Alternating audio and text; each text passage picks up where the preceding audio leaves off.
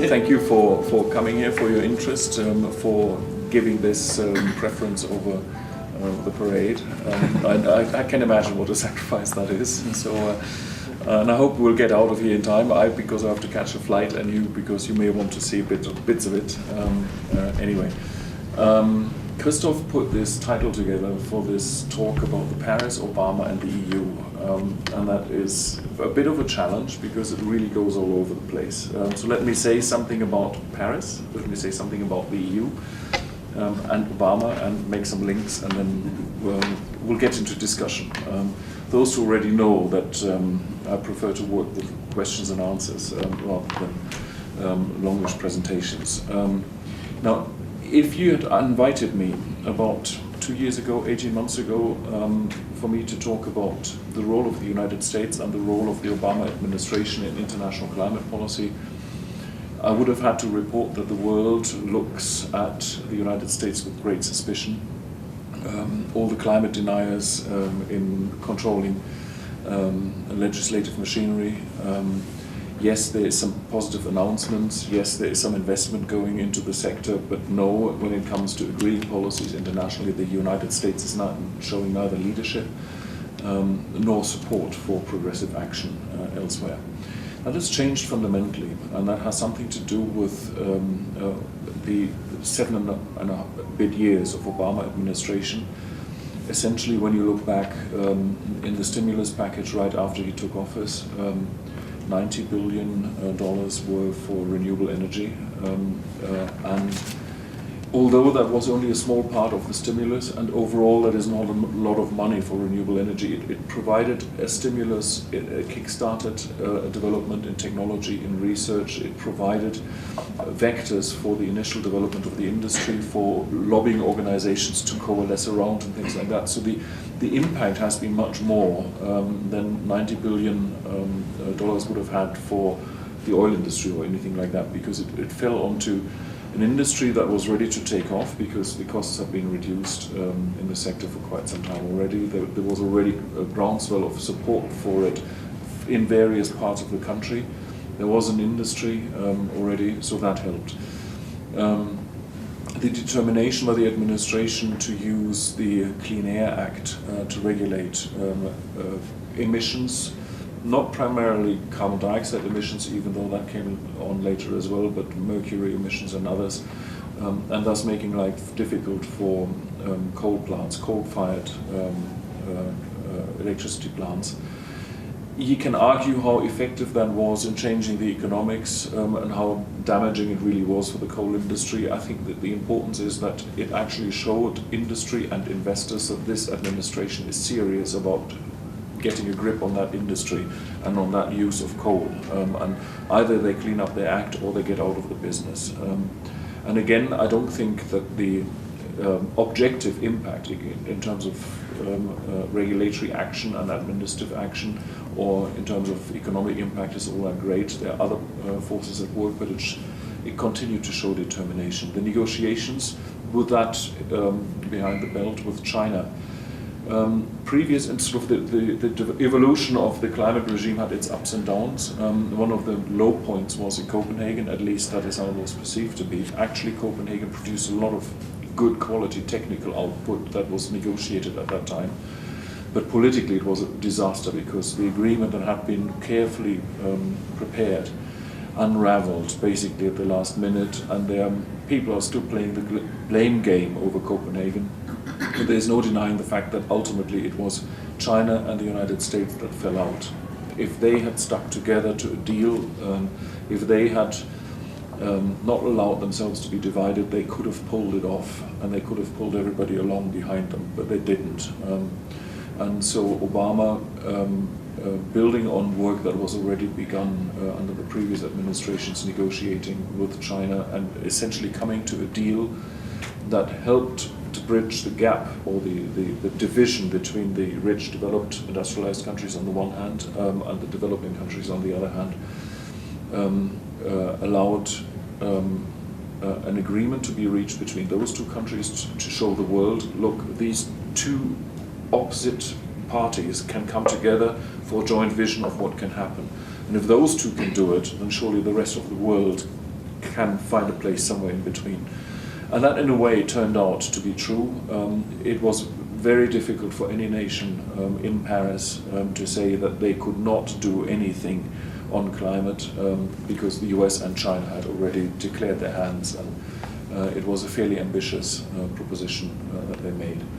And the last thing that happened as a result, perhaps of early investment in the United States and in the development of renewable energies, solar panels, photovoltaics were developed originally in the United States. Same for wind turbines in the 1970s and 80s. The industry was Californian. But during the Obama administration, the market creation in Germany, the expansion of the market in Europe and later everywhere in the world, the fact that manufacturing moved from Europe into Asia, notably China, reduced costs to the point that in 2015 essentially new solar and new onshore wind became cost competitive with new coal-fired power plants, new nuclear, and even in some cases existing coal-fired power plants and existing nuclear plants. Now that's not true all over the world. There is regional differentiation, market differentiation you need to consider, but that's that. So those are the developments. Part of that is persistent, strategic activity by the Obama administration, and it's increasingly being recognized. The United States helped in many ways also to build an alliance of the ambitious countries that then drove the narrative and developed proposals that people could sign onto in the preparation for the Paris summit. And there was another thing, that is that the Paris summit is, when you look at it as a lawyer, it is woolly to the point of being irrelevant. When you look at it as a political scientist, in terms of narratives and the declarations and the political value of the statements that have been made in there, it's actually quite strong. It's amazing how one document can be evaluated so differently. And the core reason for that is that the United States made it very clear very early on in the process that the United States could support only something that would not require ratification by the Houses of Congress, because it was clear that even if there was a deal that would meet on paper the reservations that the Senate had on the ratification of international agreements that did not impose symmetrical obligations on everybody, notably China. Even if there had been identical obligations on China and on any other country, the United States, on paper it would have met the requirements of the Senate. It was felt that the political realities in the United States would have made ratification impossible if ratification were necessary. So the agreements reached in Paris, they are politically very ambitious, but legally crafted in such a way that they only require voluntary action by the countries that sign up to them, or we can do something even without signing up to them. But there is actually very little cost to ratifying, very little cost to signing it, and it doesn't really matter if the US signs it or not, it will enter into force sooner or later, and even if it doesn't enter into force, it does create momentum because of the political force that it has. Why will it be self-sustaining? When you look at the outcome of Paris, it talks about the necessary level of ambition. It says 2 degrees, limiting global warming to 2 degrees centigrade, 3.6 Fahrenheit over pre-industrial levels is not enough. They must be significantly below 2% and ideally be 1.5%. That is actually an amazing turnaround in the internationally agreed language. Previous to that it was always 2% is the bar, and all the narrative was focusing on that one. There were some states, notably the small island states, that are going to drown because of rising sea level. They said no, we really want 1%, so the landing zone for the negotiations can be 1.5 for now, but it needs to be more ambitious over time. We are at 1% heating already, 1 degree heating already. So even if we stop now, we're not going to stop emitting now. We're not going to limit global warming to 1 degree anymore. 1.5 is even tough. Everybody admits that, but the language is in there anyway. The second one is the recognition that there must be a peak of emissions and it must be early, and that the phase out must then be relatively steep in order to reach that. It makes it very explicit about the level of ambition that will be needed for mitigation, meaning the reduction of carbon dioxide emissions. But it doesn't only address that side of it, it also talks about the responsibility to help countries that need to adapt, and there is a financing mechanism for that. There is something about loss and damages, the responsibilities of those who can to help those who suffer particular damages. The one thing that I find most interesting is that as a result of this agreement, there will now be regular reviews of stock-taking exercises, of action that has been taken, of new evidence, and of new possibilities for acting. So every 5 years there will be a review of what countries have committed to, and every 5 years the countries are expected to update their commitment. And the expectation is that this will only lead in one direction, so that it's a ratchet. You can never lower your ambition, it will always improve. And this is the case because there is more urgency. What we learn about global warming, about ocean acidification, every subsystem we look at tells us that this change is happening faster, that it's even more damaging than we thought in the past, and that we must do more. So the sense of urgency is increasing. The second one is technology is telling us that providing a solution is getting ever cheaper. It's actually now cheaper to produce renewable electricity than it is to produce fossil electricity.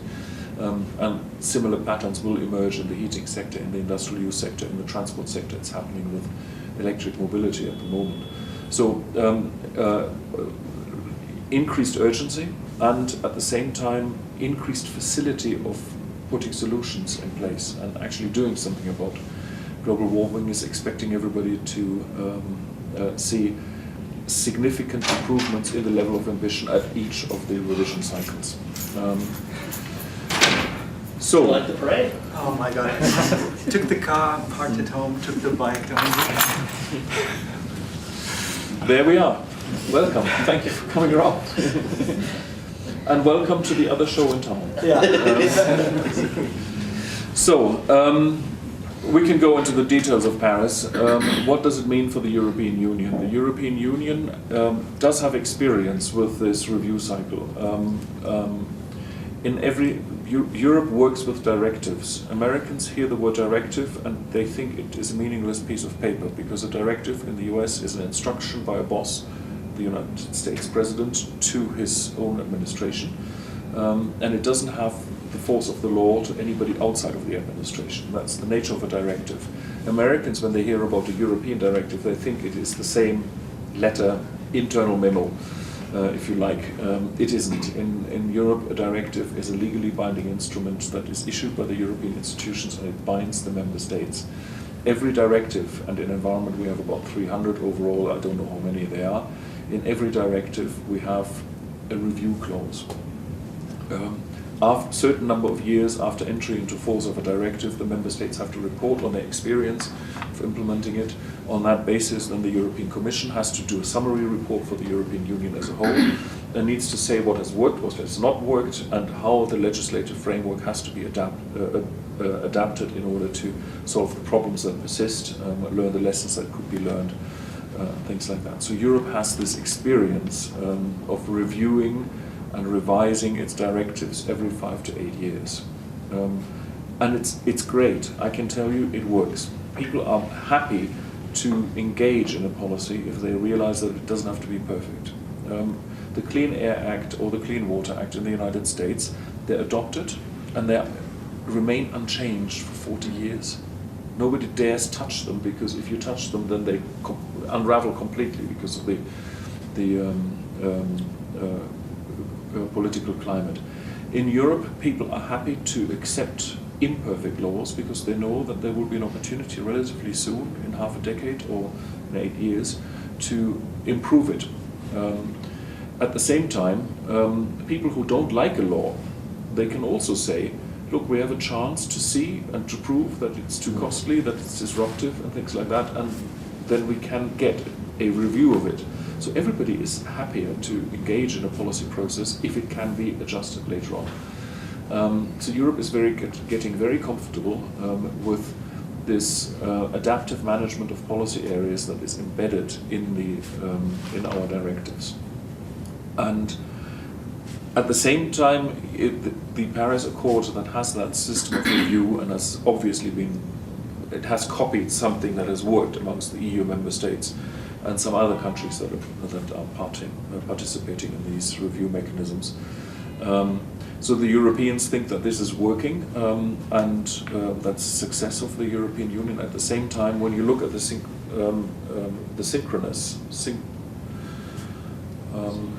synchronicity, thank you, one of those words, synchronicity, the European rhythm in reviewing its energy efficiency legislation, its renewable energy legislation, its greenhouse gas emissions, its emission trading system, all those different components, they're all in existing hardwired review cycles, and they don't match the years in which the Paris agreement will be reviewed.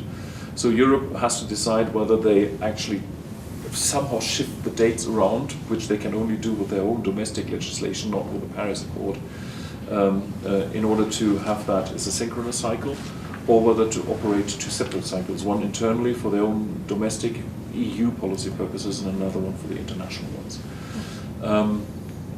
The European emission trading system, which is the flagship part of the European climate policy, has its flaws, and I don't want to discuss those now, but it does work on the assumption that Europe is ambitious and does a lot to protect climate and the rest of the world doesn't. So the idea has been that if there is an equivalent level of ambition in other parts of the world, then those parts of the world can sell emission reductions in form of credits into the European market and get a reward for it, which is good for the countries that reduce their emissions, and it's good for European industry because suddenly these emission certificates come onto the market and that lowers the price for emission rights in Europe. So that's the plan. In the past, this has been very restrictive because basically no other region in the world was deemed to be at the same level of ambition as the European Union. Switzerland and Norway, okay, but the rest, no. And with the Paris Accord, that doesn't work anymore. It doesn't work politically. It doesn't work legally anymore. So the European emission trading system, which is under review at the moment anyway in order to address its flaws, will have to be redesigned on the assumption that it should be open to the world, and now that the world has equivalent levels of ambition in place. So I said something about Obama and the United States, about the European Union and about Paris, and look forward to your questions. Okay, so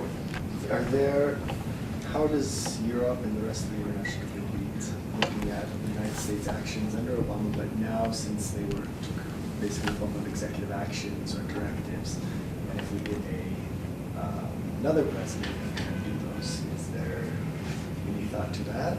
Or can change the directives or issue new directives that are contradictory to those? I think that let's assume, for the sake of argument, that Donald Trump is the next president and that he pursues an agenda that is inspired by the thinking of the Koch brothers. The rest of the world will roll their eyes, but it won't derail the ambition of the other countries. I said something, and I'm going to repeat it now. In 2015, there was a crossover point, the global parity point of renewable energy. And when that happens, all new investment will from now on go into renewables, into smart grid, into storage. No rational investor will keep investing in nuclear or in fossil energy. Now there is momentum in development of projects. The crossover point is not theoretically one point in 1 minute on the 17th of September. It is a very diffuse system because you need to vary by geography, by market conditions, by regulation and things like that. But overall, the trend for nuclear cost of nuclear is definitely up. The cost of fossil energy is up on the long run, even though we have very low energy prices, oil prices, gas prices at the moment, coal prices at the moment. The long-term trajectory is still up, whereas the cost trajectories of solar, wind, smart grid storage is on the way down.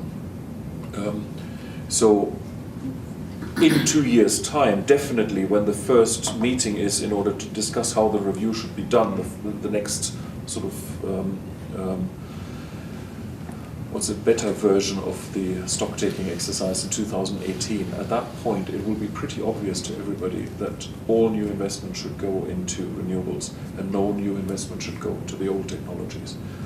And that is not for political reasons, this is for economic reasons. So it's going to be replicated everywhere. So the unpredictability of the US political matters less because it's no longer driven by politics, it's driven by economics. I'll follow up on that, and that just surprises me. I'm really learning a lot about that parity point you say we passed.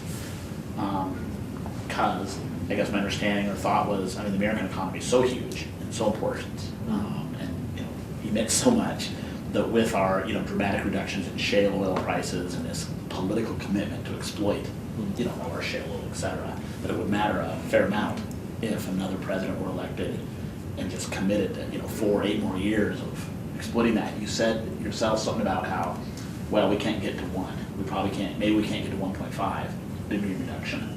So, although I can see what you're saying, like the rest of the world is going to go forward with or without America, can't America do quite a bit of damage long term to our, like, let's keep under 2, and no, America's going to say, sorry, you're not going to make it. We're going to screw it all up because we're big. And there will be a price that America will then have to pay. It won't be the only one. Russia is another petro-state that is beyond reform. Saudi Arabia, difficult to think. We don't know where Australia is going. The election in Australia pinpointed towards a change. But if you now look at the controversy about the leading Australian climate research unit, CSIRO, had their funding slashed, and the government is saying that it was a mistake. So we don't know where Australia is going. The US won't be alone in pursuing a sort of fossil renaissance. Can it do damage? Yes.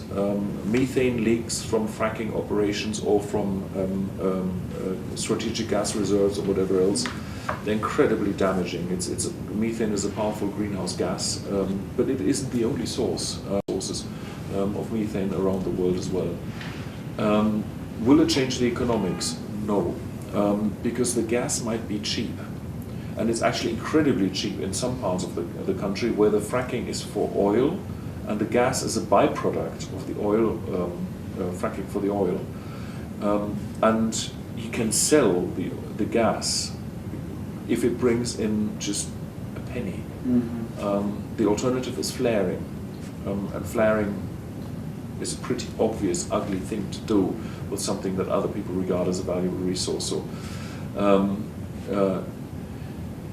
you need to get the gas into a gas-fired power station, and that gas-fired power station costs money. It only lasts for a certain number of operating hours, usually 8 to 10 years, and then they have to be retired and replaced.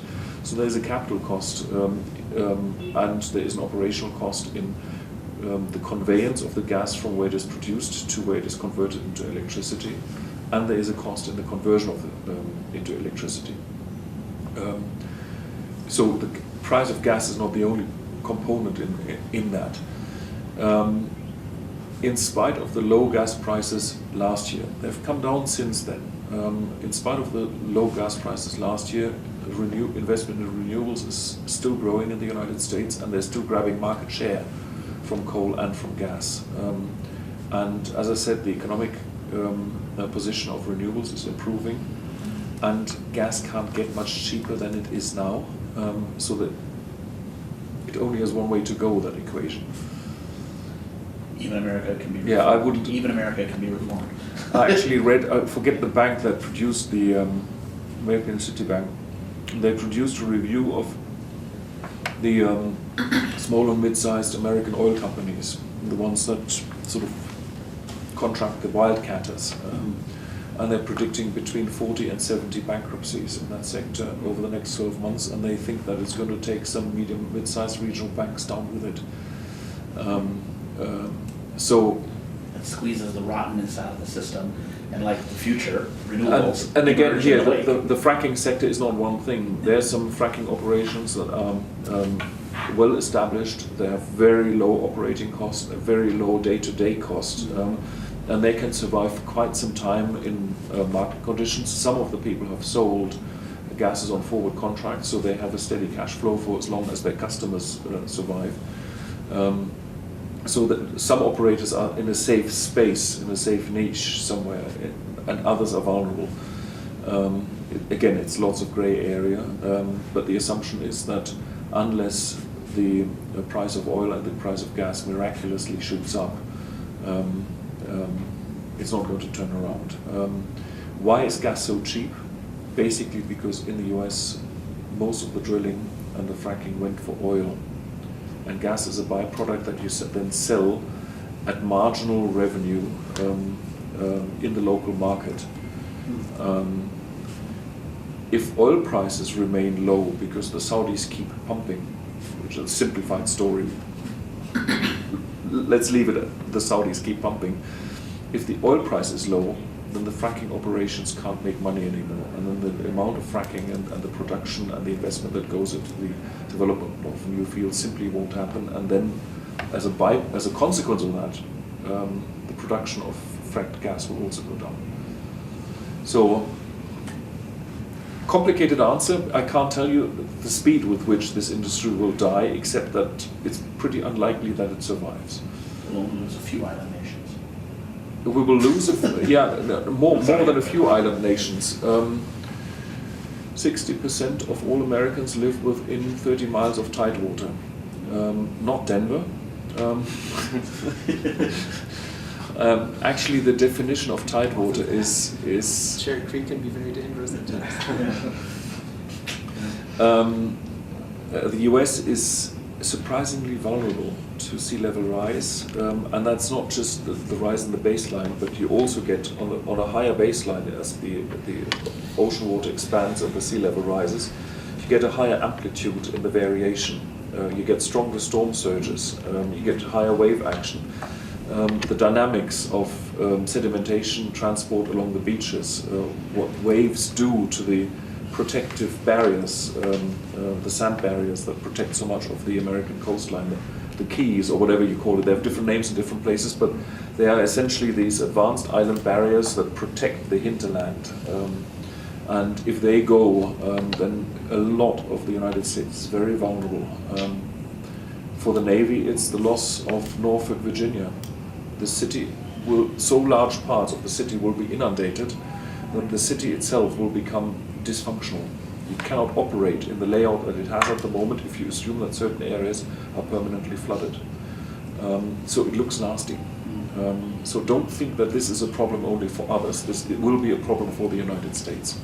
Which is not to mention that the United States does have other, like from Hawaii, that Hawaii is going to experience quite a bit of trouble. A lot of our highways run right along the ocean, like directly parallel to the coastlines.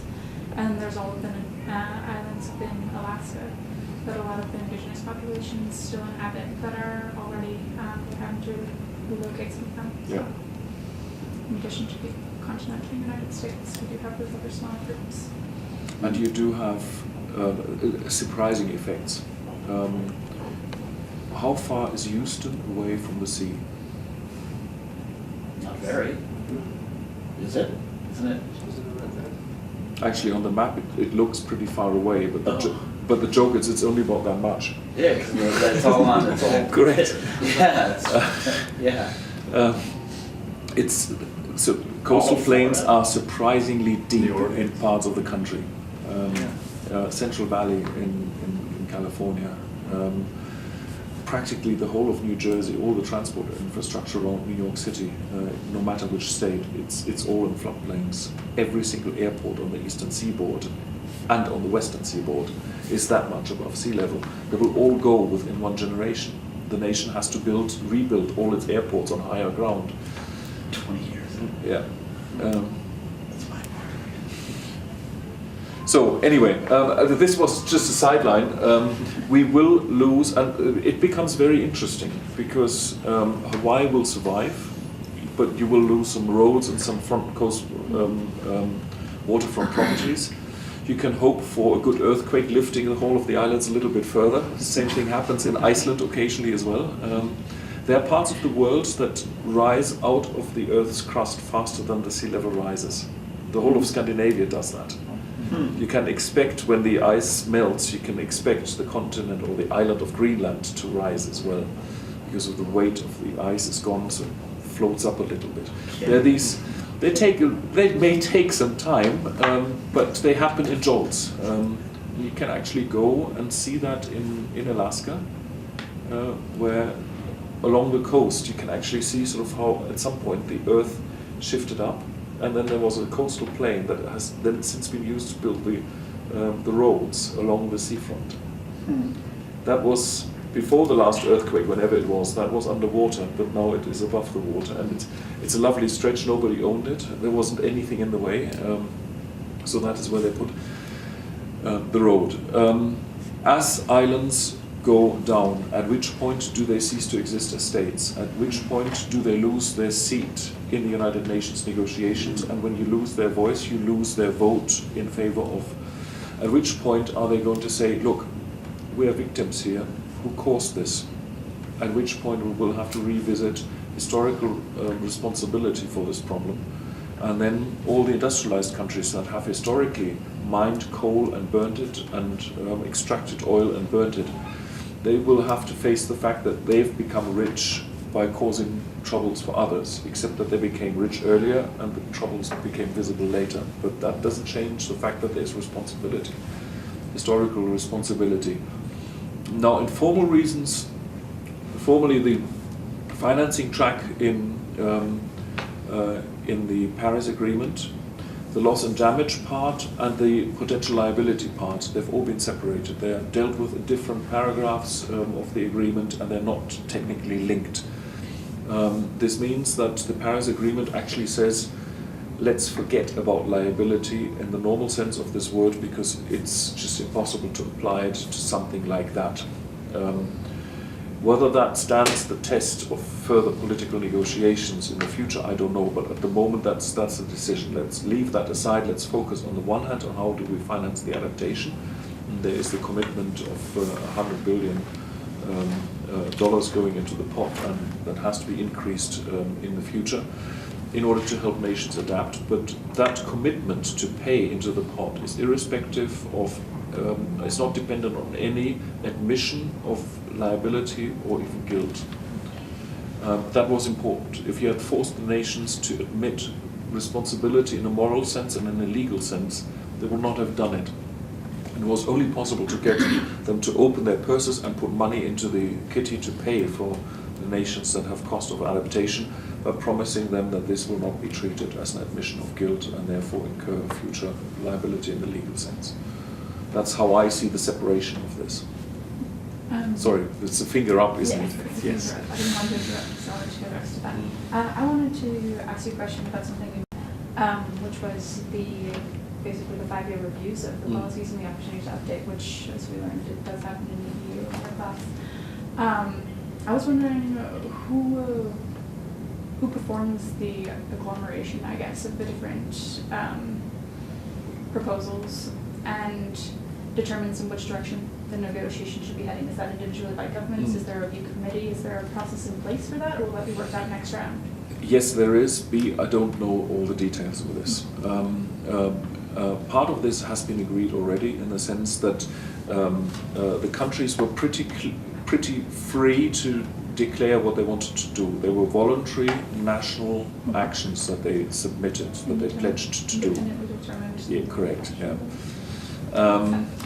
And because of that, but there is also the MRV, the monitoring, reporting, and verification. So there is the idea that there should be some stringency in managing this process, so that you know whether what you've committed to do has actually been achieved, and whether the measure is an input measure, we want to spend so much, or whether it's an output measure, we want to reduce emissions by so much. It doesn't really matter.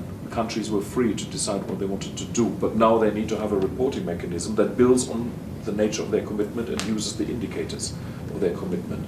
There's an expectation that the review mechanism will be quantitative, not just qualitative. So we'll see how that happens and what best practice will do. In the past, in such circumstances, and even in the climate regime, as it is called, the Climate Secretariat then publishes blueprints or templates for how they expect things to look. They say what they expect to be analyzed in a report. Then the reports will all be published, so people will pore over them, and you have lots of think tanks and lots of climate diplomats picking holes at the ones that they don't like and elevating the things that they do like. And there will be people totaling them up, and they will see how it changes over time. So it's going to be part of an international, or let's say global domestic. It's not going to follow the rules of international negotiations and diplomacy anymore. It's going to become something like as if the world had a domestic climate policy that is contested by everybody who lives on the planet, because we are all going to share the information that we have about this concern that we also share. How that will evolve, I don't know yet, but it's neither going to be classic diplomacy and international relations and verification in the sense that we do arms control verification, nor is it going to be purely domestic in the sense that it's going to be working in a similar way as it does in the United States or in Germany or in any other nation state. It's going to be something new.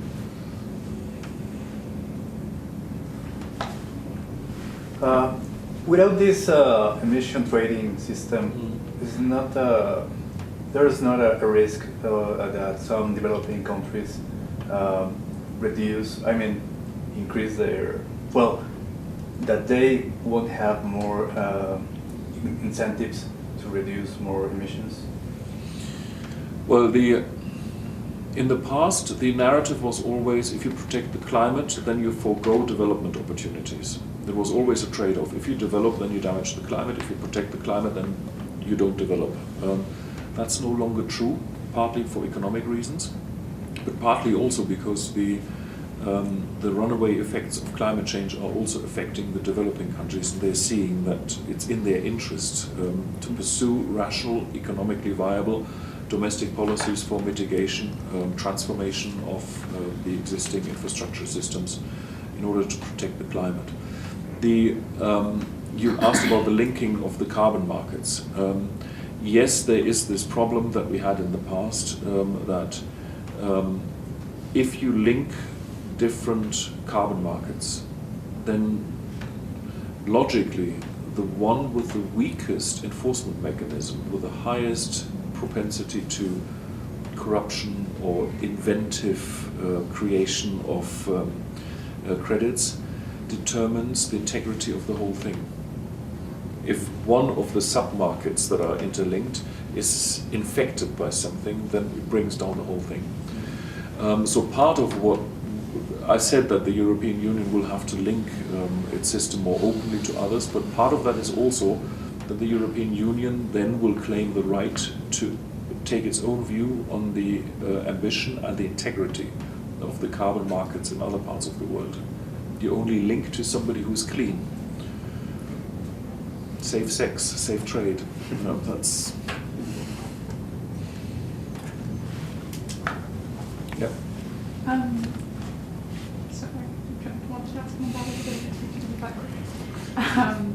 What do you think of China's way of measuring their emissions as a ratio of their GDP as opposed to overall? I know it's been pretty heavily criticized by nations that choose to do an overall perspective, but I think that they make a fair point when they argue for it. What do you think? Well, in the international regime now, it is both are legitimate. Whether you do it as an absolute or as a relative, and whether you do it per capita or per unit of GDP or whatever else, it's all legitimate, and it can actually be, you can convert one numerical figure into another one. It can be done if the statistics are good enough. The Chinese have been criticized for lack of ambition. I think that's unfair, because the Chinese are actually doing so much to expand their renewables and to rein in their coal, and they actually have very efficient transport systems compared to North America.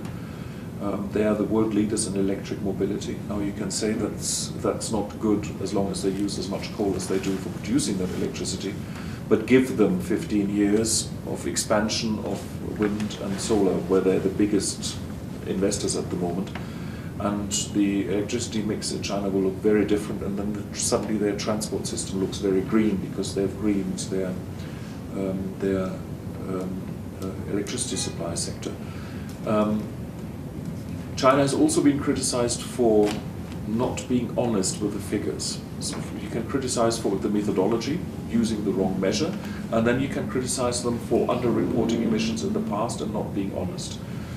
And here I think that the Chinese have found out themselves that their way of centralized planning and the pressure it puts onto civil servants to doctor figures to show that the outcome is what it was supposed to be rather than what it is actually so great that they can't trust their own figures anymore. They've come up with an explanation what had happened, with a correction themselves. So in a way it seems to be that the fight against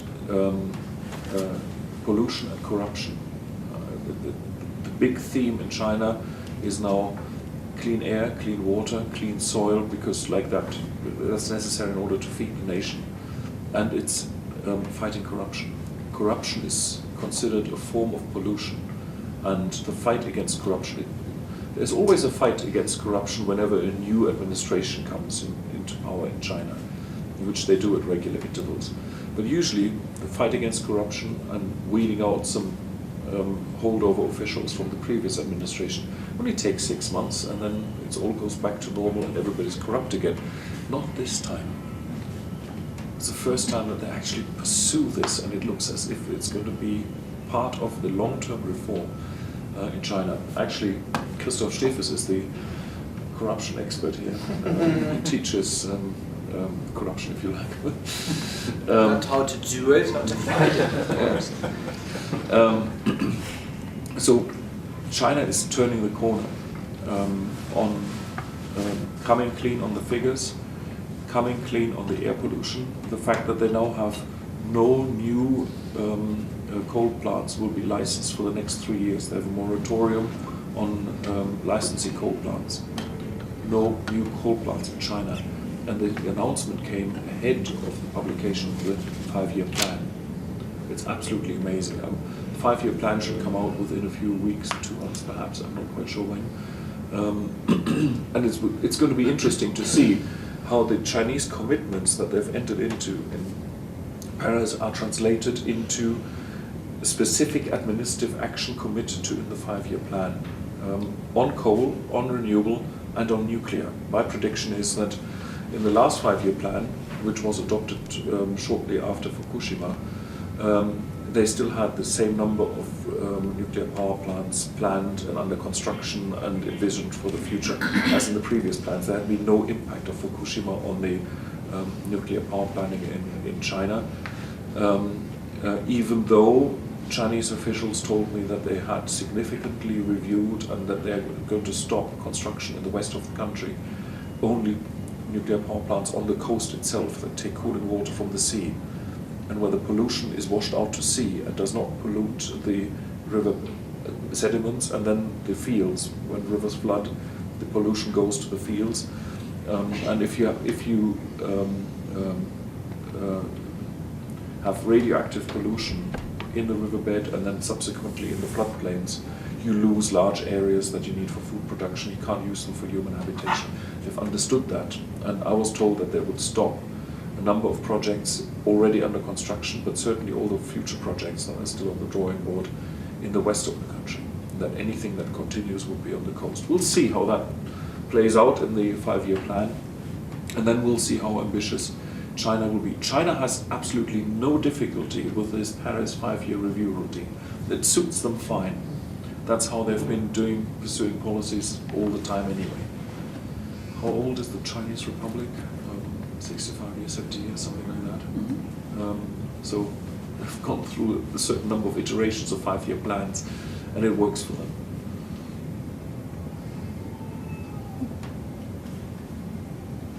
We're almost there. And you almost have to leave. Yeah, you better be on time.